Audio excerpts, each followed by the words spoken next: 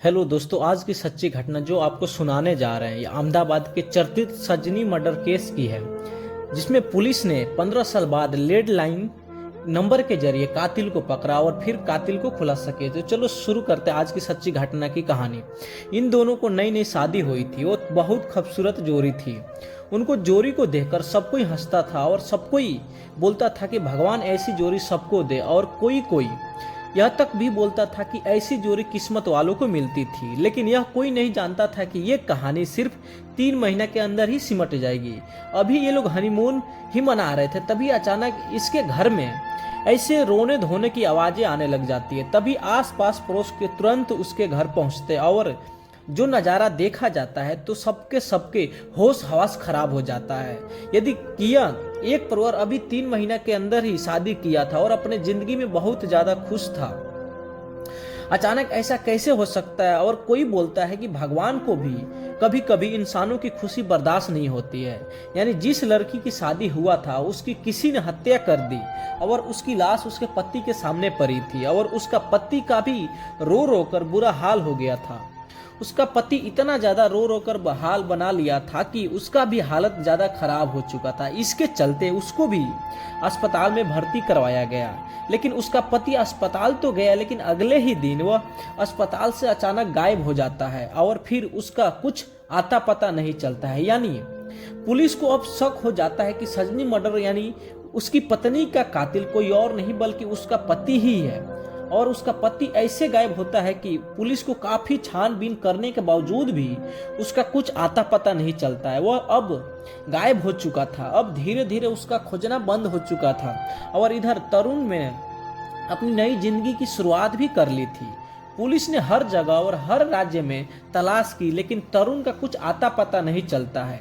3 साल बाद पुलिस ने तरुण की तलाश बंद कर दी, लेकिन सजनी हत्याकांड केस बंद नहीं किया गया। उसके बाद उसका परिवार यानी सजनी का फैमिली पुलिस से उम्मीद न करके वह सीधे गुजरात के सीएम से मुलाकात करती है। सब उस टाइम यानी 2006 में गुजरात का सीएम नरेंद्र मोदी थे। उनसे सजनी का परिवार मुलाकात करने के बाद और अपनी बेटी के कातिल को सजा दिलाने का गुहार करती है सब। उसके बाद तुरंत पुलिस विभाग को फिर से सजनी नायर मर्डर केस की जांच दोबारा शुरू की जाती है। उसके बाद तरुण पर 1 लाख रुपए का इनाम घोषित भी किया जाता है। तरुण की गर्लफ्रेंड से पुलिस ने मुलाकात की। उसके बाद उसकी गर्लफ्रेंड को पुलिस अपनी कस्टडी में लेकर पूछताछ करती है। तब उसकी गर्लफ्रेंड बताती है कि 16 फरवरी को अपने कॉल करके बोलता है कि चलो अब शादी कर लेते हैं, लेकिन यह माना कर देती है। और कैसे मैं एक हत्यारे से शादी कर सकती हूँ साहब। उसके बाद तरुण बेंगलोर में दूसरी शादी किया और वह बेंगलोर में रहने लग जाता है अपनी वाइफ के साथ। उसी बीच तरुण को 2 बच्चे भी होते हैं और अपने फैमिली के साथ अपनी जिंदगी गुजार रहा था। वह कई बार विदेश दौरा भी किया था अपनी फैमिली के साथ। वह ये भी भूल गया था कि कभी अब उसको पुलिस भी पकड़ सकती है। अपनी जिंदगी पूरे मौज में बिता रहा था। एक कंपनी में वो मैनेजर पद पर काम भी कर रहा था। लेकिन सजनी नायर का परिवार सालों बाद भी अपनी बेटी की मौत भुला नहीं पाया है। फिर टाइम बीतता गया। उधर पुलिस छानबीन कर रही थी, लेकिन कातिल का यानी पति कुछ आता पता नहीं चलता है। फिर 2016 में उसकी गर्लफ्रेंड से मुलाकात किया। तब बोली कि दिल्ली की एक मॉल में तरुण को देखा गया था। इसके बाद पुलिस ने फिर उसके करीबियों के मोबाइल नंबर चेक करती है। तब पता चलता है कि बेंगलुरु के एक कॉल सेंटर से तरुण का कॉल आया था। जब इस नंबर की जानकारी निकाली गई तो पता चलता है कि यह कॉल किसी परवीन भटेले की थी। पुलिस को एक शक हुआ तो परवीन भटेले के बारे में जानकारी निकाली तो पता चलता है कि परवीन भटेले कोई और नहीं बल्कि तरुण ही है, जो जिसका पुराना दोस्त था। यानी अपने दोस्त का पूरा पहचान चुराई थी। बाद पुलिस ने तरुण को गिरफ्तार कर लेती है और कोर्ट ने तरुण को सजा सुनाई और उसे साबरमती जेल में बंद कर दिया जाता है। उधर यानी इसकी पत्नी फैमिली ने भी राहत की सांस लेकी। आखिरकार उन्हें 15 साल बाद न्याय मिला। लेकिन कहानी यही खत्म नहीं हुई।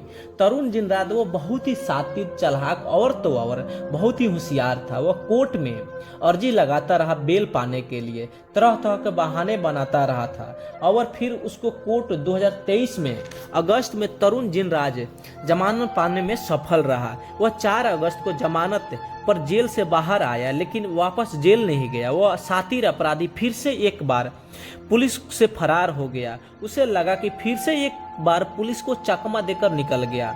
वह फिर 2 महीने तक पुलिस से बचता रहा। और फिर अहमदाबाद पुलिस को जानकारी होती है कि तरुण जिनराज को दिल्ली में होने की खबर मिली और फिर उसे गिरफ्तार कर लिया गया। इस बार भी तरुण को अपनी मां की गई कॉल की वजह से गिरफ्तार कर लिया गया। अपनी पत्नी यानी सजनी नायर की हत्या के बाद वह किसी भी बुजुर्ग आदमी के संपर्क में नहीं था। उसने एक अपनी अलग दुनिया बना ली थी, लेकिन वह अपनी मां से हमेशा बातचीत करता रहता था। इस बार भी ऐसा ही हुआ। करीब 23 तारीख को अपनी मां से मिलने बेंगलुरु भी गया था। पुलिस को इसकी जानकारी पहले ही मिल गई थी, लेकिन उस वक्त वह भाग निकला, लेकिन दिल्ली में पकड़ लिया गया। क्राइम ब्रांच का कहना है कि पूछताछ के दौरान वो फिर से भागने की धमकी दे रहा था और पुलिस का कहना है कि अजीब तरीके से पुलिस से बात करता था। इस बार भी तरुण ने पुलिस से बचने की साजिश रची थी, लेकिन उसकी कोशिश नाकाम रही। वह तरुण जिनराज से जस्टिन जोसेफ में तब्दील हो गया था। उसने अपनी दाहिनी बाह पर ड्रैगन का टैटू बनवाया था और हेयर ट्रांसप्लांट भी करवाया था। और तरुण जिनराज नजफगढ़ में 2 महिलाओं के संपर्क में भी था। तरुण ने नवंबर 2003 में अहमदाबाद के एक बैंक में काम करने वाली सजनी नायर से शादी की, लेकिन शादी के बाद वह किसी अन्य लड़कियों के साथ रिश्ते में था। वैलेंटाइन डे के मौके पर पत्नी की हत्या करने से पहले उसने सजनी नायर से संबंध बनाए थे और फिर उसकी हत्या कर दी। तरुण का पहले से ही एक लड़की से अफेयर चल रहा था। तरुण ने हत्या के बाद गर्लफ्रेंड को भी शादी का ऑफर दिया था। तो क्या इसी वजह से उसने अपनी पत्नी की हत्या की थी या फिर कोई और वजह थी? इस कहानी में कातिल को तो पकड़ लिया गया, लेकिन हत्या की वजह अभी भी सामने नहीं आई। हेलो दोस्तों, आपको क्या लगता है? कमेंट बॉक्स में जरूर राय दें।